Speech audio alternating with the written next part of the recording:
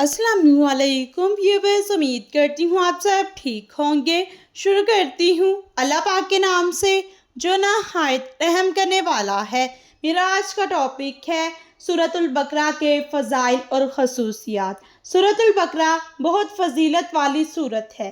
सहाबा कराम रज़ी अल्लाह ताला अन्हों के ज़माने में जो शख्स सूरतुल बकरा और सूरत अल इमरान का आलिम होता था, इसे बहुत अजीम और लायक तकरीम शुमार किया जाता था। सूरतुल बकरा के मज़ामीन की गहराई और वसअत का अंदाज़ा इस बात से लगाया जा सकता है कि हज़रत उमर बिन ख़त्ताब रज़ी अल्लाह ताला अन्हु जैसे जलीलुल कदर सहाबी को इस सूरत को मुकम्मल तौर पर सीखने में 12 साल लगे, जबकि इनके साहबजादे हज़रत अब्दुल्ला बिन उमर रज़ी अल्लाह ताला अन्हु ने इस सूरत को 8 साल में इसके तमाम मज़ामीन के साथ सीखा। अब मैं आपको सूरतुल बकरा की खसूसियात के बारे में बताती चलूँ कि सही मुस्लिम की आयत 780 में है, हज़रत मोहम्मद सल्लल्लाहु अलैहि वसल्लम ने फरमाया, अपने घरों को कब्रिस्तान ना बनाओ, यानी जिक्र तलावत से घरों को खाली ना रखो। बेशक शैतान उस घर में दाखिल नहीं होता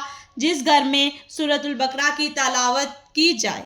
तिरमिज़ी में है कि नबी पाक सल्लल्लाहु अलैहि वसल्लम ने फरमाया, हर चीज़ की एक चोटी होती है और कुरान मजीद की चोटी सूरतुल बकरा है। सही मुस्लिम की आयत 804 में है कि नबी पाक सल्लल्लाहु अलैहि वसल्लम ने फरमाया, सूरतुल बकरा पढ़ा करो, इसके पढ़ने में बरकत, छोड़ने में हसरत और बदनसीबी है, और अहले बातिल यानी जादूगर, काहिन और मक्कार लोगों का इस पर बस नहीं चलता, यानी इनका फरेब असर नहीं करता। कुरान पाक में है कि सूरतुल बकरा कुरान मजीद की 7 तवील सूरतों में सबसे बड़ी सूरत है। इन सूरतों के मुतल्लिक नबी पाक सल्लल्लाहु अलैहि वसल्लम ने फरमाया, जिसने कुरान मजीद की 7 तवील सूरतों के इल्म को हासिल कर लिया, वो बहुत बड़ा आलिम बन गया। सही बुखारी की आयत 5009 में सूरतुल बकरा की आखिरी 2 आयात के बारे में नबी पाक सल्लल्लाहु अलैहि वसल्लम ने फरमाया,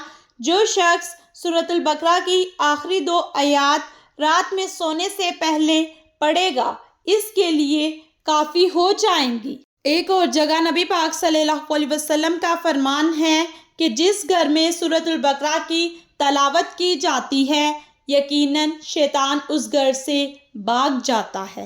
इसलिए जितना हो सके सूरतुल बकरा की आयात की तलावत की जाए। इसके बहुत से फ़ायदे हैं। सबसे बड़ा फ़ायदा तो ये है कि शैतान करीब नहीं आता। अल्लाह पाक हम सबको दीन के रास्ते पर और नबी पाक सल्लल्लाहु अलैहि वसल्लम की तालीमात पर अमल करने की तौफीक दे। आमीन सुम्मा आमीन या रब्बुल आलमीन।